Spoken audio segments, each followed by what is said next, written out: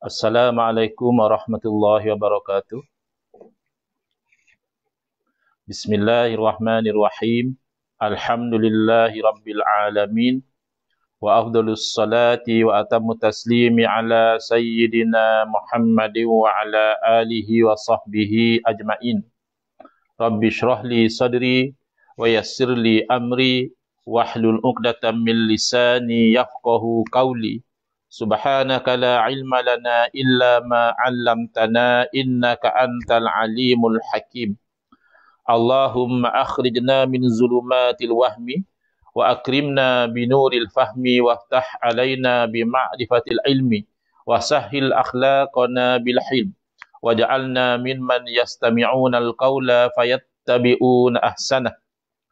Allahumma ati nufusana taqwaha wa zakkiha anta khairu man zakkaha anta waliyuha wa maulaha. Allahumma arinal haqqa haqqan warzuqna ittiba'ah wa arinal batila batilan warzuqna ijtinabah. Allahumma anfa'na bima 'allamtana wa 'allimna ma yanfa'una wa zidna ilman wa huda. Amma ba'd. Qala asy-syekhul muallif al-imam Tajuddin Abul Fadli Ahmad ibn Muhammad ibn Athaillah As-Sakandari rahimahullah ta'ala wa nafa'ana bihi wa bi'ulumihi fid daraini amin. Min alamatil ghaflati wa siraril aqli an ta'ula hamman hal yaqa'u aw la wa tatruka an ta'ula hamman la budda min wuqu'ihi fatusbihu taqulu kaifa yakunu as-safaru ghadan wa kaifa yakunu al-halu fi hadhihi sanati. Alhamdulillah, syukur kepada Allah SWT. Pada hari ini kita menyambung pengajian kuliah petang atau kuliah asar bulanan, yang mana kita mengambil manfaat daripada mutiara-mutiara nasihat yang terkandung di dalam kitab Tajul Arus. Kalau kita terjemahkan Tajul Arus, maknanya mahkota pengantin. Tapi dari segi kontekstualnya, yang dimaksudkan mahkota ni kan sesuatu yang berharga. Jadi sebab itulah diterjemahkan terus oleh penterjemah, iaitu ayahanda saya dan guru saya Al-Fadhil Ustaz Haji Engku Ali bin Engku Undur Hafizahullah Ta'ala dengan mutiara hikmah. Tidak diterjemahkan secara literal, iaitu mahkota pengantin, tetapi diterjemahkan secara kontekstual, iaitu mutiara hikmah. Yang mana terkandung dalam kitab ini hikmah, nasihat yang diberikan oleh ulama sufi yang masyhur, iaitu Al-Imam Ibn Athaillah As-Sakandari rahimahullah ta'ala, yang mana mungkin kitab beliau yang paling masyhur iaitu kitab Al-Hikam, atau dikenali sebagai Al-Hikamul Athaiyah, yang terkandung hikmah-hikmah yang pelbagai. Begitu juga kitab Tajul Arus ini ada mengandungi mutiara-mutiara nasihat yang insya-Allah kita sama-sama mengambil manfaat daripadanya. Diberi tajuk oleh penterjemah Hafizahullah Ta'ala, alamat lupa lalai dan berakal cetek. Apa tanda satu orang tu dia lalai? Apa tanda seseorang itu dia berakal kecil ataupun cetek fikiran dia? Lalu disebutkan di sini adalah antara tanda-tanda kelalaian dan juga tanda-tanda kecilnya akal seseorang. Mana berfikiran cetek lah kalau dalam bahasa Melayu, kecil akal. Iaitu kamu itu sibuk memberi perhatian berat terhadap sesuatu yang belum tentu berlaku. Adakah berlaku, adakah tidak berlaku. Dan dalam masa yang sama, kamu meninggalkan untuk memberi perhatian, menguruskan sesuatu urusan yang pasti akan berlaku. Benda yang belum pasti kamu sibuk. Tapi benda yang dah pasti, maka yang itu kamu biarkan. Lalu kamu berpagi-pagi, bangun-bangun pagi, kamu akan berfikir macam mana perjalanan pada hari esok ni. Padahal belum tentu lagi kamu akan bermusafir. Memang ada planning. Memang bahkan tiket dah beli. Tetapi pastinya atau tidak perjalanan itu belum pasti sebenarnya. Berapa ramai orang yang sudah membuat perancangan mungkin berbulan-bulan untuk musafir tapi tidak jadi musafir pada hari kejadian atas sesuatu sebab, bahkan ada kalanya akhir hayat dia tu berlaku sebelum daripada dia sempat lagi bermusafir, tapi sibuk ya, dia kemaskan beg. Kalau kapal terbangnya ada had kilo ya, dia timbang, beli alat perimbang. Takut-takut lebih kilo nanti kena bayar, ya, bimbang macam mana perjalanan ni, smooth ke ataupun delay dan sebagainya. Dan bagaimana akan terjadi pada tahun ni. Kita ni dah semakin penghujung pada tahun Masihi 2024, dah November. Kemudian Disember akan masuk tahun baru. Jadi ada orang tu begitu sibuk berfikir, ni macam mana tahun depan ni, macam mana akan berlaku, macam mana keadaan dia. Jadi tak salah kalau untuk kita tu buat perancangan, buat strategi, atau dalam konteks perniagaan mungkin ada yang namanya untuk buat satu-satu prediction, untuk buat even kita kata risk management activities, menguruskan risiko-risiko yang telah dikenal pasti, apa risiko yang dihadapi oleh sesuatu perniagaan, apa langkah yang boleh diambil untuk meminimumkan risiko. Tak salah. Tak salah untuk kita itu melakukan tindakan-tindakan yang tersebut. Bahkan kalau dari segi kesihatan misalnya, tak salah untuk kita itu kenal pasti apakah risiko penyakit yang kita akan hadapi, apakah langkah-langkah yang kita boleh ambil untuk meminimumkan risiko kita diserang penyakit-penyakit tertentu, apakah rawatan barangkali yang kita boleh ambil untuk mengawal keadaan kesihatan yang sedia ada dan sebagainya. Itu tidak salah. Itu namanya usaha dan ikhtiar. Yang salah adalah kita menyibukkan hati dan fikiran kita seolah-olah kita yang menentukan. Seolah kita yang menentukan apa yang akan berlaku besok. Seolah kita yang akan menentukan sihat sakit kita. Seolah-olah kita yang akan menentukan berjaya atau tidak perniagaan kita. Seolah-olah kita yang akan menentukan bahagia atau derita kita pada hari-hari yang akan mendatang. Padahal itu semua adalah ketentuan Allah Ta'ala. Jadi nisbah pada kita, benda itu tak pasti. Sedangkan yang pasti iaitu satu masa kita akan meninggal dunia. Yang pasti bahawa kita akan dibangkitkan semula untuk dipertanggungjawabkan atas apa yang kita lakukan, apa yang kita tuturkan di dunia ini. Di dunia mungkin kita boleh terlepas dengan kebijaksanaan kita, bertutur kata, dengan kepandaian misalnya kita tu berlakon, kita mungkin boleh terlepas. Tapi yang pasti akan sampai detik dan hari yang mana nyawa kita akan meninggalkan jasad. Akan sampai masa yang mana mulut kita tidak boleh berbicara lagi. Mungkin di dunia kita pandai cakap, orang percaya dengan pembohongan kita. Tapi di akhirat Allah keluarkan lidah kita, tidak boleh berkata-kata, bahkan anggota tangan kita yang akan menjadi saksi atas apa yang kita lakukan. Anggota kaki kita yang akan bertutur kata, memberitahu apa yang dia telah lakukan ketika di dunia. Jadi ini pasti. Dan yang pasti adalah kita ini didatangkan ke dunia ini adalah tujuan untuk beribadah kepada Allah Ta'ala. Adapun rezeki kita, itu Allah yang sudah tanggung. Allah sudah jamin. Memang kita dah sebut tadi, bukanlah berarti kita yakin rezeki kita di tangan Allah, lalu kita tidak berusaha dan tidak berikhtiar. Kita tidak keluar bekerja misalnya, kita tidak menjalankan perniagaan. Tidak, bukan itu maksudnya. Silakan bekerja, kerana kalau Allah letakkan kita pada posisi yang kita itu bekerja, maka kita bekerja. Bahkan kerja juga boleh jadi satu bentuk ibadah. Kalau Allah letakkan posisi kita pada kedudukan kita itu berniaga, silakan berniaga. Ada para Nabi yang berniaga. Ada bahkan Nabi kita Nabi Muhammad SAW masyhur, beliau menjalankan perniagaan. Ada ulama-ulama besar, baik ulama dalam bidang akidah atau dalam bidang fiqh atau dalam bidang tasawuf sekalipun, mereka ahli perniagaan, tidak jadi masalah. Tetapi kalau sampai kita itu menjadi murung, menjadi muram, menjadi anxiety, menjadi overstress, mata-mata seolah-olahnya kita yang nanti akan menentukan rezeki kita, itu sudah tersasar daripada konsep tawakal, konsep kita beriman dengan takdir Allah Ta'ala. Sebab itu cantik ya, akidah Ahli Sunnah wal Jamaah, kita yakin bahawa apa sahaja, baik ataupun buruk, adalah ketentuan daripada Allah Ta'ala. Dalam masa yang sama, kita juga tidak menolak namanya usaha dan ikhtiar. Jadi cantik.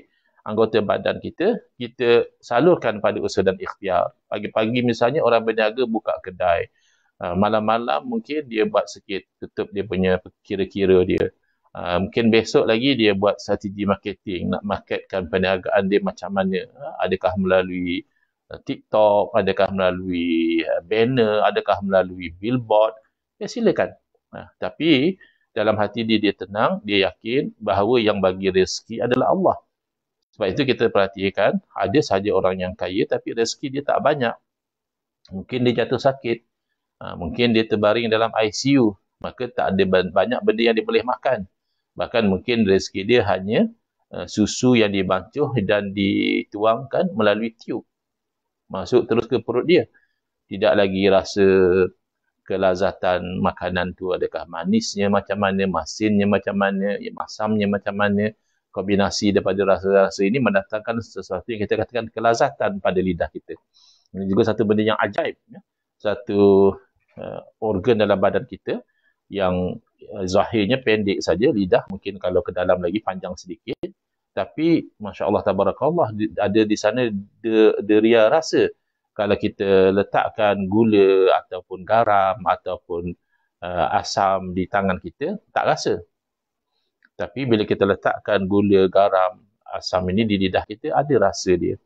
Ini uniknya, hebatnya, canggihnya, sophisticatednya apa yang Allah Ta'ala ciptakan pada diri seorang manusia. Itu daripada sudut kita berfikir tentang kuasa Allah Ta'ala.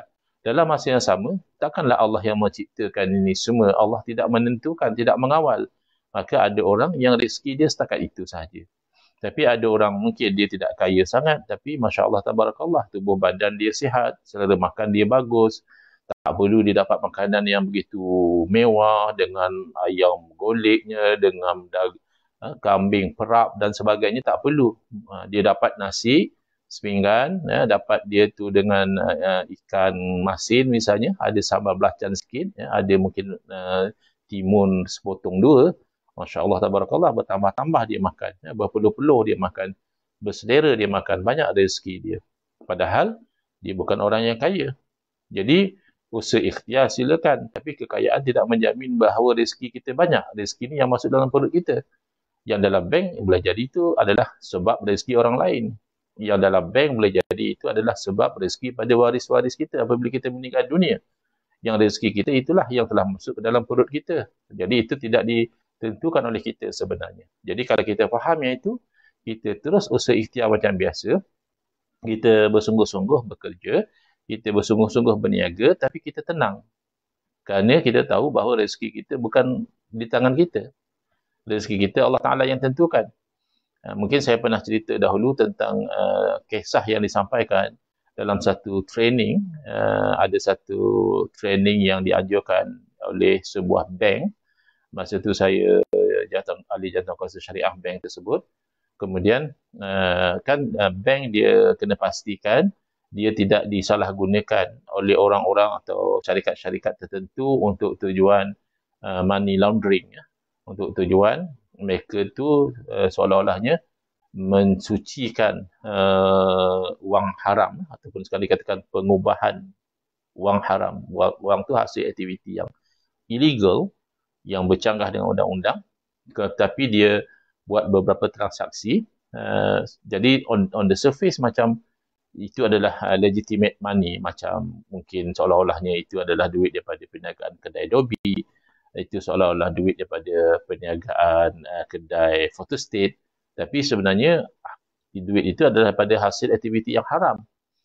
Jadi bank ada kalanya diperalatkan untuk aktiviti money laundering. Jadi bank kena vigilant, kena alert kalau ada tanda-tanda berlakunya money laundering. Bank kena alert kepada pihak yang berautoriti, ada kemungkinan transaksi itu adalah money laundering. So, ketika training itu, trainer cerita tentang kisah yang berlaku di Hong Kong kalau tidak silap saya. Dia cerita tentang bagaimana seorang driver, pemandu kepada orang kaya lah, mungkin millionaire, very rich businessman. Jadi dia jadi driver saja. Jadi takdir Allah, bos dia ni meninggal awal, entah kemalangan atau apa. Jadi bos dia ni, orang businessman yang kaya raya ni, dia meninggal awal. Jadi bila bos dia meninggal, dia teruslah berkhidmat kepada keluarga bos dia, bawa orang panggil apa, balu bos dia buat urusan itu ini, sebab dia driver. Tapi tiba-tiba balu bos dia ni mau pula dia ni kahwin dengan pemandu tadi. Jadi macam dia ni kahwin dengan janda kaya lah, lebih kurang kalau kita nak kata. Jadi cuma yang menarik adalah komen dia, yang trainer tu cerita. Komen daripada driver tu adalah dia kata, all this while I thought I was working for my boss, but I didn't realize that actually my boss was working for me. Dia kata selama ni saya sangkakan saya bekerja untuk bos saya. Yalah, dia driver, gaji dia dibayar oleh bos, macam dia kerja untuk bos dia. Tapi the flow of fates, macam mana nasib itu berlaku adalah, kan bos dia bekerja keras, dia dapat duit yang banyak, tapi dia ditakdirkan meninggal awal. So harta dia tu jadi harta isteri dia. The estate ataupun pusaka tu diwarisi oleh isteri dia. So isteri dia jadi orang kaya, hasil usaha orang yang meninggal tadi. Dan bila isteri dia yang kaya ni kahwin dengan driver dia, so driver dia pun jadi senang juga. Sebab isteri orang kaya, kalau isteri beli kereta mewah, ya naik dengan suami dia juga. Kalau isteri beli barang-barang, ya mungkin hadiahkan pada suami dia juga. Kalau suami dia ada teringin sesuatu, mungkin nak handphone yang canggih, mungkin isteri dia yang kaya tu akan beli dan hadiahkan. So as if macam dia dapat benefit daripada kekayaan isteri dia, dan isteri dia dapat benefit daripada usaha mendiang suami dia. Jadi itu apa yang dia kata, I thought I was working for my boss. I did not realize that actually my boss was working for me. Seolah-olahnya bos dia bekerja untuk kesenangan dia. Memang itu tidak dirancang. Tapi itulah, kita bercerita tentang hakikat rezeki untuk nasib seseorang itu sebenarnya sudah ditentukan oleh Allah Subhanahu Wa Taala, dalam keadaan kita itu usaha dan ikhtiar, dalam keadaan kita itu bersungguh-sungguh, buat planning, buat perancangan dan sebagainya. Jangan sampai kita itu keluh kesah. Jangan sampai kita itu seolah-olah kita lah yang menentukan segala-galanya. Tidak. Tetap usaha ikhtiar kita itu tidak akan mengubah takdir. Kita berusaha dan ikhtiar kerana itu tanggungjawab kita.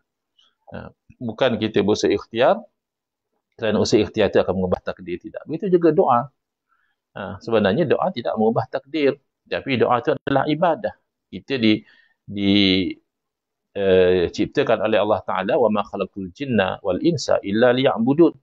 Tidaklah aku ciptakan jin dan manusia kecuali untuk mereka itu beribadah, yakni menyembah kepada aku. Jadi ad-doa wal ibadah. Doa itu adalah satu bentuk ibadah. Maka kita berdoa bukan kerana doa kita itu akan mengubah takdir Allah Ta'ala.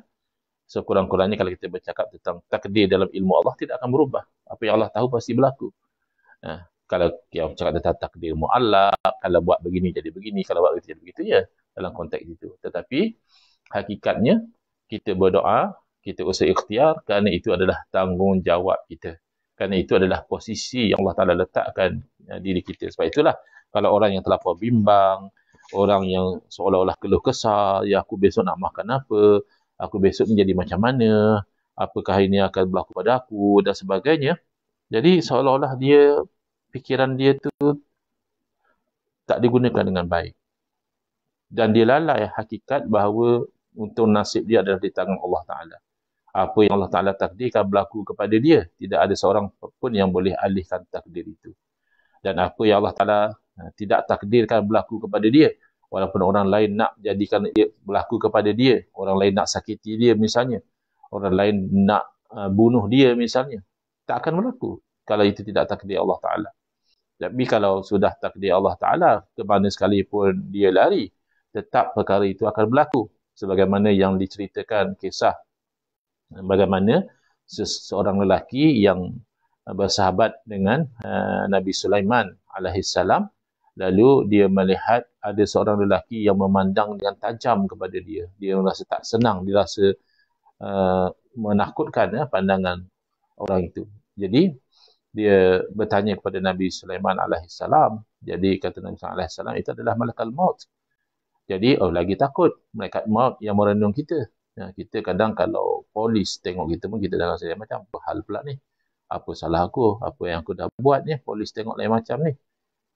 Ini malaikat maut yang sedang memati. Jadi dia rasa tak selesa bila malaikat maut pandang macam nak cabut nyawa aku ke apa ni. Jadi dia minta kepada Nabi Sulaiman supaya dia dialihkan daripada tempat itu kerana dia tak selesa.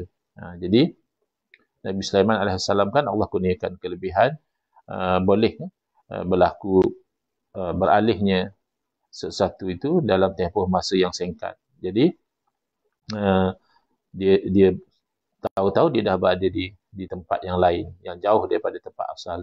Dan masalahnya bila dia pada tempat baru tu, dia nampak malaikat maut pun ada perhati dia. Cuma dengan kata-kata, barulah sekarang ni, sebab malaikat maut memang dia ada tugas yang memang hakikat dan mencabut nyawa kita adalah Allah. Tapi daripada segi sebab dan musabab, tugas itu diberikan kepada malaikat yang dikatakan malaikat Israel. Ada orang pertikaikan bukan nama Israel dan sebagainya, itu tak perlu. Ini hanya soal nama sahaja yang pasti kita beriman. Ada yang namanya malaikat maut. Malaikat ada, kita wajib beriman. Adanya malaikat yang ditugaskan mencabut nyawa, itu kita wajib beriman. Adakah malaikat yang ditugaskan mencabut nyawa itu nama Israel atau bukan Israel? Itu kalau ada riwayat yang tidak kuat pun tidak masalah. Kerana ia hanya isu nama saja. Yang pasti dalam Quran disebut sebagai malakul maut, malaikat kematian, atau orang putih kata the death angel. So ditugaskan untuk mencabut nyawa orang tadi pada sekian waktu dan di sekian tempat. Masalahnya waktu sudah hampir, tapi tempat masih tak betul. Dia kematian tu dia berlaku ikut spesifikasi dia. Akan berlaku pada detik yang mana, di exact place yang mana, dengan sebab yang bagaimana akan berlaku kematian itu. Jadi waktu dah betul, cuma tempat tak betul. Tempat sepatutnya di tempat lain. Tapi bila tiba waktunya, itulah dengan kuasa Allah Ta'ala, dia berpindah ke tempat yang sepatutnya dia meninggal dunia. Jadi poinnya, moral of the story sama ada ini satu riwayat yang kuat atau riwayat yang dhaif, tapi moral of the story daripada kisah ini adalah kita tak boleh lari pada ketentuan Allah Ta'ala. Jadi bukan nak menafikan usaha dan ikhtiar, tetapi untuk mengatakan salah satu perkara yang tidak cerdik untuk kita tu rungsing, risau, anxiety dan sebagainya pada perkara yang tak pasti.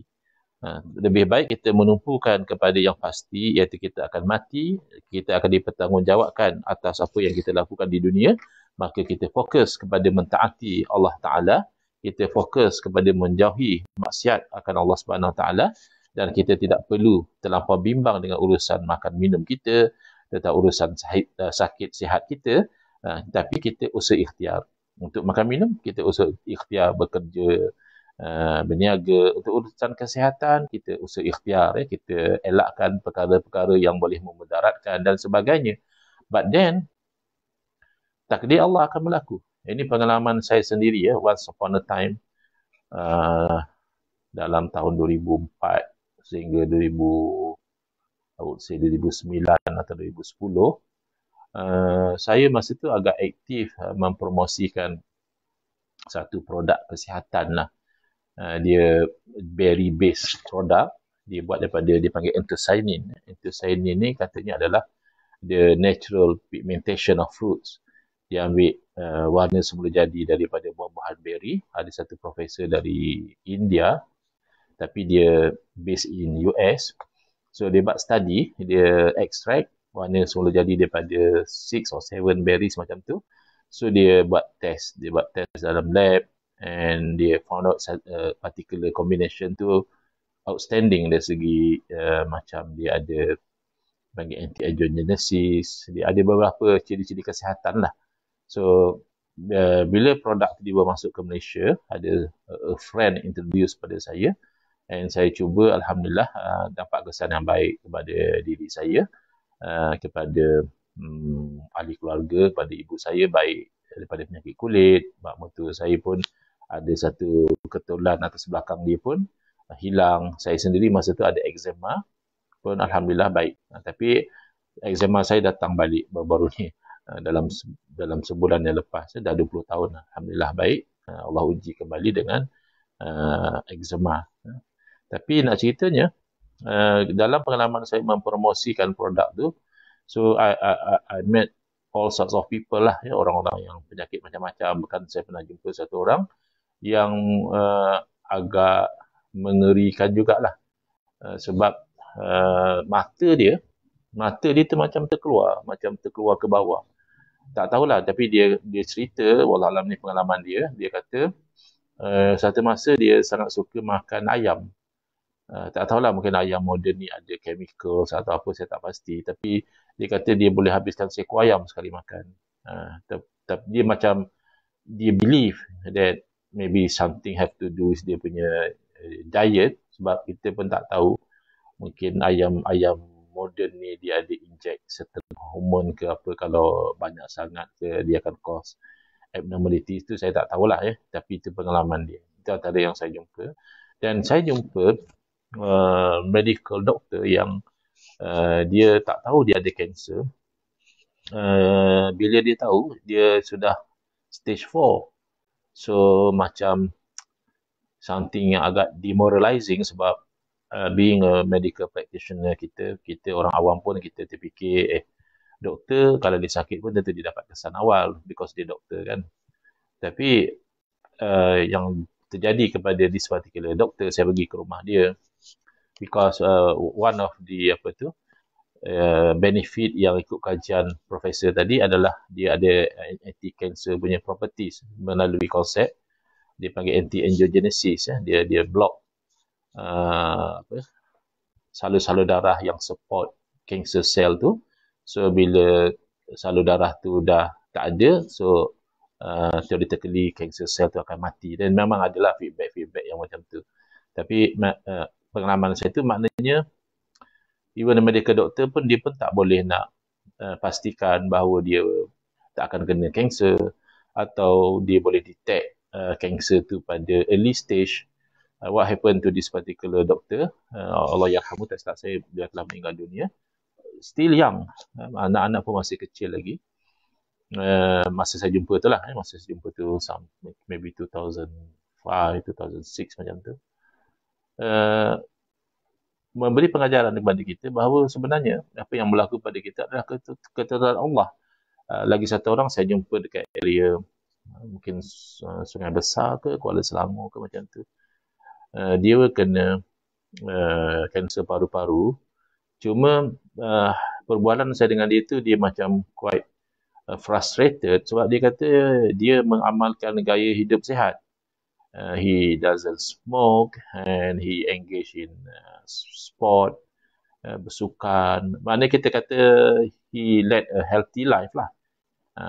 Kalau dia misalnya smoker, then makan tidur, tak exercise, mungkinlah dia boleh sort of accept that dia ditimpa satu dia kena kanser paru-paru. Tapi saya dengar lah keluhan dia tu, dia macam frust. Dia rasa macam it's not fair that walaupun dia dah menjalani gaya hidup yang sihat, tapi dia masih kena kanser paru-paru. Jadi bukan kita kata tak bagus jalani gaya hidup yang sihat, itu kan bagus. Kita tak merokok, kita rajin exercise, kita keluarkan peluh, kita makan makanan yang berkhasiat, ada yang ada vitamin, yang ada dia panggil bukan antibody ni, yang kalau free radicals ni, dia ada bahan-bahan yang bagus lah. So kita tak salah. But then in the end, what would happen to us? Apa yang Allah dah takdirkan? What is fated? Mungkin ada yang ikuti Ustaz Engku punya perkembangan dalam media sosial, mungkin tahu kebelakangan ni saya dihentam dengan teruk. Ada kes-kes tertentu yang saya saman tapi saya tidak menang. So, in a way, of course, kita rasa disappointed. Kenapa? Because kita tahu apa yang sebenarnya berlaku. Dan kita rasa pelik kenapa decision tak sebagaimana yang kita sangkakan. But then, kalau kita singkap lagi another layer, takkan benda itu berlaku luar daripada takdir Allah. Walaupun benda itu satu benda yang kita tak suka, but still, it's fated. So, kita kena redha, kita kena terima, kita kena sabar. Mungkinlah orang kecam, orang cakap dia ni penunggang agama, dia ni macam-macam lah. So be it. Nak kata macam mana? Itu takdir Allah. Kita dah usaha. Kita dah bawa bukti, kita dah engage peguam, kita dah buatlah apa yang kita mampu buat. But then in the end, apa yang akan berlaku adalah takdir Allah. Dan kita, in that sense, kita sepatutnya tenang. Because in the end, kita menjalani kehidupan ini berlayar mengikut arus yang telah ditetapkan oleh Allah Subhanahu Wa Taala. Kita usaha ikhtiar sekadar kemampuan kita, tapi apa yang berlaku, kita kena sabar, kita kena redha bahkan, kerana itu adalah ketentuan daripada Allah Subhanahu Wa Taala. Qala rahimahullah ta'ala, wa altafullahi ta'ti min haitsu la ta'lamu, wa syakku fir rizqi syakkun fir raziqi, wa ma saraqa as-sariqu wa ma ghasaba al-ghasibu illa rizqahu, fama dumta hayyan la yankusu min rizqika syai'a. Dan segala layanan, kelembutan yang datang daripada Allah Ta'ala itu daripada sudut yang kamu tak tahu. Kita kadang tak boleh baca. Bahkan kadang-kadang dah bertahun berlaku satu perkara baru kita nampak, Masya Allah, Tabarakallah. Muncullah satu masa dahulu, ya Allah tentukan begitu. Baru saya nampak hikmahnya sekarang. Bila? 10 years after maybe. 5 years after. Baru kita nampak. Dan meragu-ragukan pada rezeki itu sebenarnya meragu-ragukan pada yang memberi rezeki. Sebab itu kita jangan risau sangat tentang urusan rezeki. Aku dapat makan ke tak ni? Apa nak jadi ni?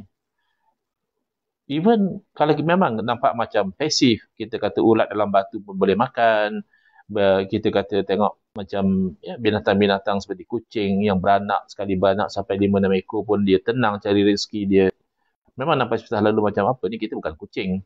Kita bukan ulat dalam batu. Yes. But the point is, semua ni adalah rezekinya ditanggung oleh Allah Ta'ala. Dan akan dipermudahkan seseorang itu ikut rezeki dia. Bahkan dia akan sampai di satu tempat kalau rezeki dia ada di situ. Kadang kita nampak benda ni macam just something yang common. Tapi kalau kita suluh dengan suluhan hakikat, kita akan nampak sesuatu. Sebagai contoh, kita drive daripada katakan Kuala Lumpur, kita nak pergi ke Alor. So kita dah plan, kita akan sampai Alor malam ni. So kita akan bermalam di mana, so kita akan makan di mana, kita akan buat aktiviti apa. But it so happen misalnya, baru kita sampai dekat Kuala Kangsar, kereta kita meragam, rosak, terpaksa towing, masuk exit ke Kuala Kangsar, and then nak baiki, workshop dah tutup, kita terpaksa tunggu besok. And then besok, kita pergi workshop, dia check, dia kata ini this is a problem, kena tukar alat ganti ni, tapi kena order dulu, mungkin besok baru sampai. So kita have to stay another day. In a way, kita lihat macam biasa saja. Tapi bila kita fikir, kenapa menjadi macam itu? Sebab rezeki kita ada kat Kuala Kangsar. Bila kita start kat Kuala Kangsar, kita makan kat Kuala Kangsar, kita minum kat Kuala Kangsar, kita tidur kat Kuala Kangsar, kita mandi kat Kuala Kangsar, kita buang air kat Kuala Kangsar. Whereas, plan kita bahawa benda itu kan kita lakukan di Alor. Tapi rezeki kita bukan di Alor. Rezeki kita di Kuala Kangsar. Dan kadang-kadang macam saya sendiri masa saya jadi JK Syariah sebuah bank, tiba-tiba bank kata, kami akan hantar ahli jawabkuasa syariah pergi satu program seminar di London. Saya tak ada cita-cita pun nak pergi London. Dan saya masih ingat masa tu anak pun masih kecil-kecil lagi.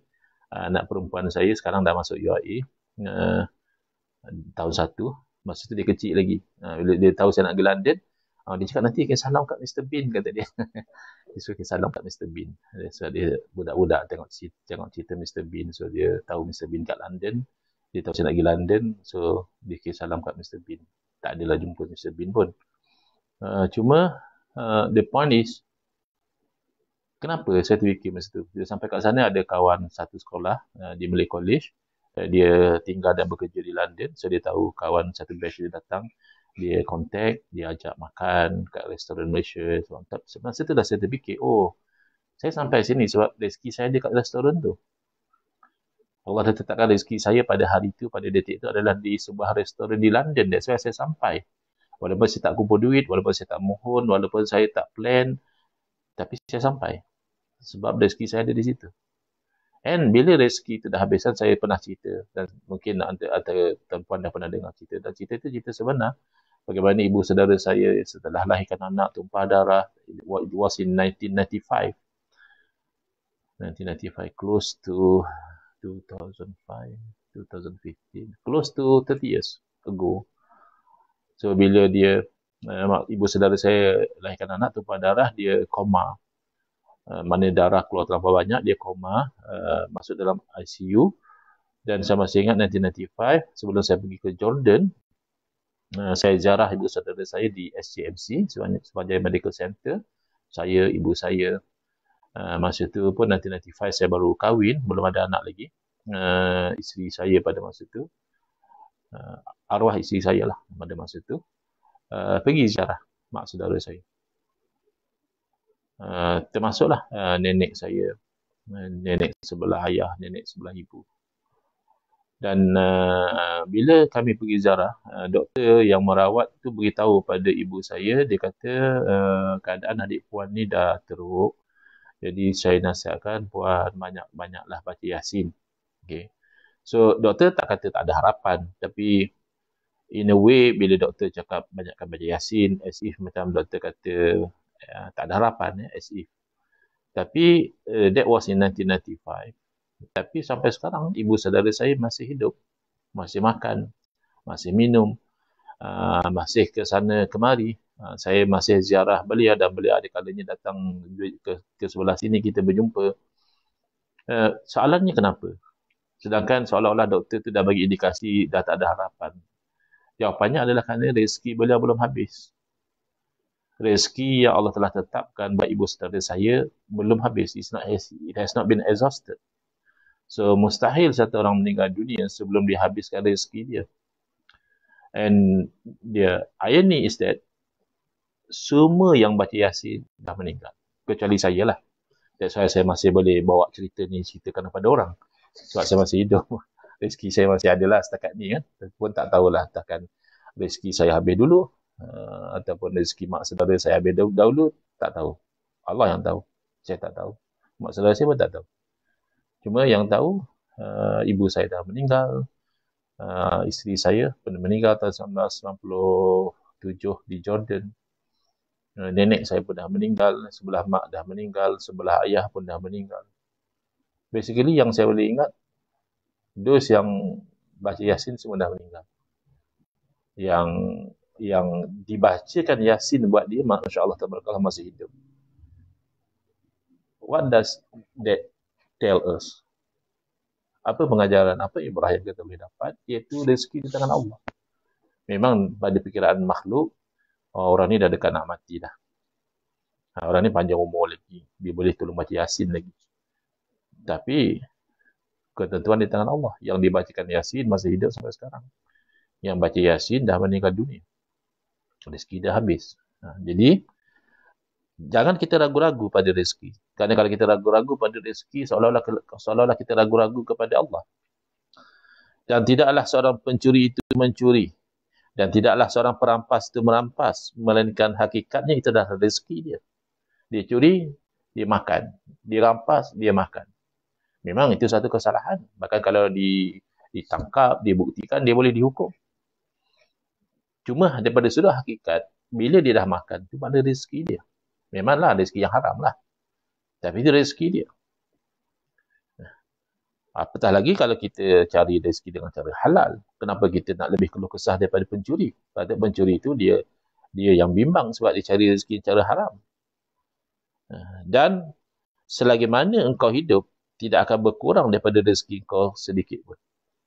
Kau akan dapat exactly sebagaimana yang Allah dah tetapkan. Tak berkurang walaupun sebutir nasi, tak akan bertambah walaupun sebutir gandum. As long as you are still alive, you will get what Allah has given to you. Sebelum you lahir lagi. Orang macam tu tak payahlah kita susah usaha ikhtiar. Tak, usaha ikhtiar kena buat. Soal takdir Allah kita tak tahu. Kita jangan nak play God pula. Jangan kita nak ambil tugas Tuhan. Yang kita katakan menentukan rezeki itu Allah, bukan kamu. Tugas kamu usaha ikhtiar. Kalau kamu letak pada posisi yang tak perlu usaha ikhtiar, tak apalah. Kamu lahir-lahir dah kaya. Mewarisi harta yang banyak. Tak boleh keluar usaha pun kamu cukup makan sampai mati. Tak apalah. Kamu fokus ibadah je lah. Duduk kat masjid lah. Kamu fokus pada berdakwah lah. Kamu fokus kepada beramal lah. Tolong orang lah. Kalau macam tu. Sebab kamu berada pada posisi tak boleh usaha ikhtiar pun. Ya, urusan rezeki kamu dah cukup. Tapi kalau Allah letakkan pada kamu pada posisi kena keluar bekerja, baru dapat gaji, baru dapat duit.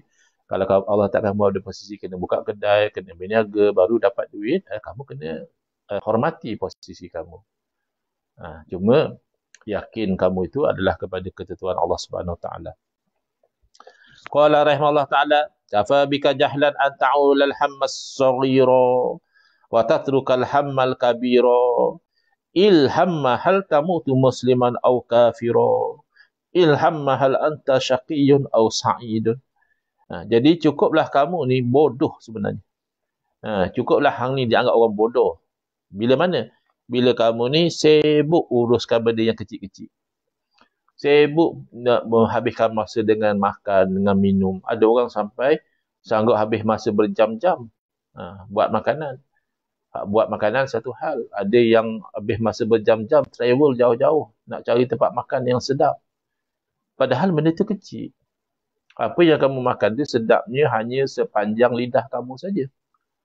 Lepas daripada lidah, masuk ke tekak, masuk ke perut, dah tak ada sedap dia. Kemudian, dia tak lama akan bertukar menjadi najis. Urusan memenuhkan tandas sebenarnya. Ya, kita perlu makan. Tak makan, masalah nanti. Sakit kita, meninggal kita. Tapi itu kan urusan memenuhkan lubang tandas saja.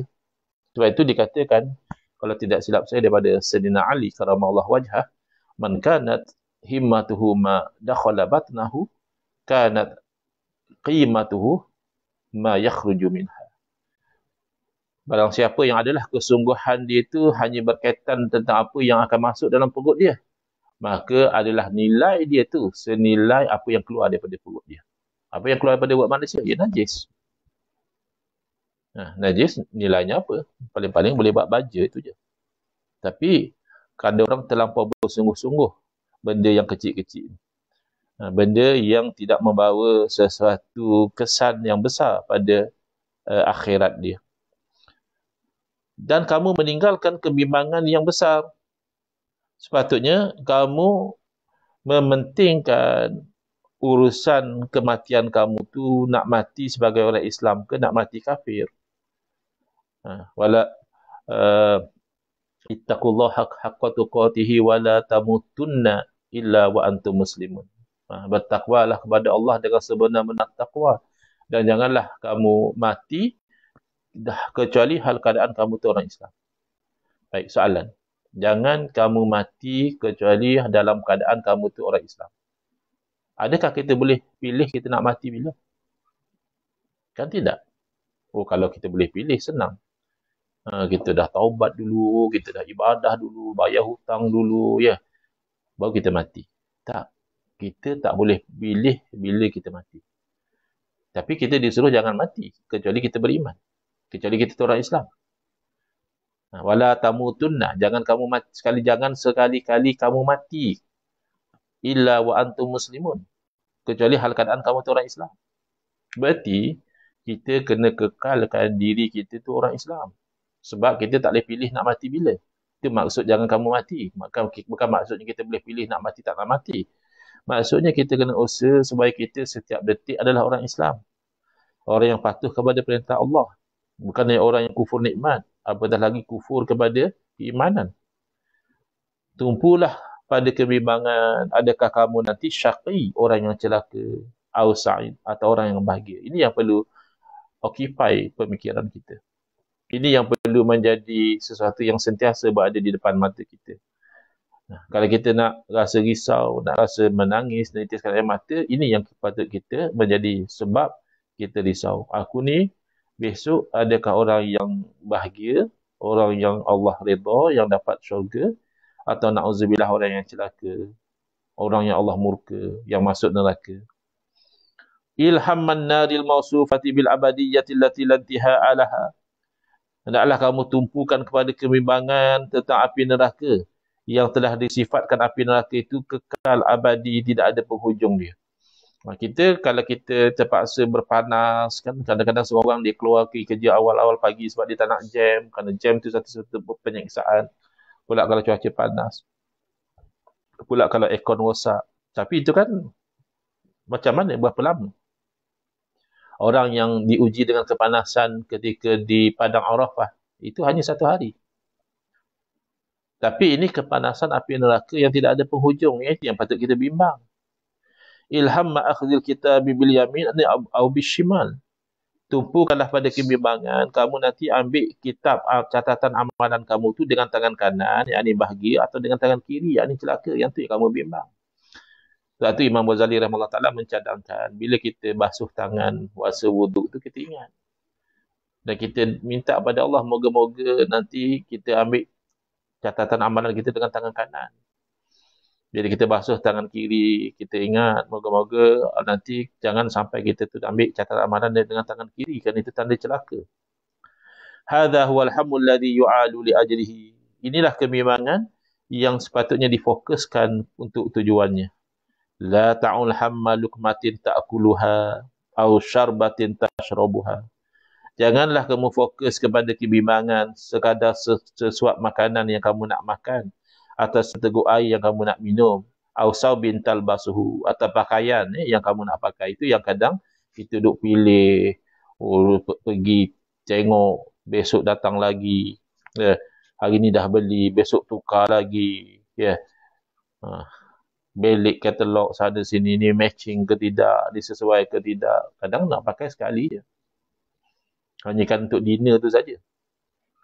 Bersusah payah kita nak pilih pakaian kita. Ayastakhdimukal maliku wala yut'imuka. Adakah raja itu menyuruh kamu berkhidmat sedangkan dia tak beri makan pada kamu? Tu kalau raja di kalangan manusia pun, kalau dia ada khadam, dia tanggunglah makanan minum khadam dia. Itu raja di kalangan manusia. Takkan Malikul Muluk, raja yang sebenar, raja yang menjadi raja kepada segala raja-raja, iaitu Allah SWT. Allah suruh kita hikmat, tiba-tiba Allah tak bagi kita makan minum. Atakunu fi daril diyafati wa tadhi'u. Adakah kamu menjadi tetamu dalam rumah tapi kamu tu disia-siakan, tak dijemput makan? Inna ahabba ma yuta'ullahu bihi as-siqatu bihi wattikalu alaihi. Sesungguhnya sekasih-kasih ketaatan kamu kepada Allah adalah kamu yakin, percaya dan bertawakal kepada Allah. Ini Allah kasih. Orang tu walaupun dia mungkin rajin sembahyang, rajin puasa, tapi macam tak confident dengan ketentuan Allah Ta'ala. Macam tak yakin dengan rezeki yang Allah Ta'ala tentukan. Itu kurang. Bukanlah kata orang yang yakin ketentuan Allah tak sembahyang, tak puasa. Bukan. Dia sembahyang, dia puasa. Dalam masa yang sama, dia tenang. Dia tak risau tentang apa yang Allah Ta'ala telah jamin untuk dia, kerana dia makan minum. Tapi dia risau tentang apa yang Allah tuntut kepada dia. Itu urusan ibadah, urusan ketaatan, urusan untuk dia itu menuju ke jalan akhirat. Wallahu a'lam. InsyaAllah kita akan sambung pada muka surat 137, iaitu la takuna li an takuna khamilan fid dunya khairul laka min an takuna khamilan fil akhirati yaumal qiyamah. Wallahu a'lam. Bismillahirrahmanirrahim. Alhamdulillahirabbil alamin wassalatu wassalamu ala asyrafil anbiya'i wal mursalin wa ala alihi wa sahbihi ajma'in. Allahumma shrah sudurana wa ahsin akhlaqana wa azim ujurana wa nawwir qulubana bi nuri hidayatika kama nataradu bi nuri syamsika abadan abada. Allahumma nqulna min dzulil ma'sati ila izzi ta'ati ya arhamar rahimin. Wa sallallahu ala sayidina Muhammadin wa ala alihi wa sahbihi wasallam. Walhamdulillahirabbil alamin. Amin ya rabbal alamin wal afu minkum.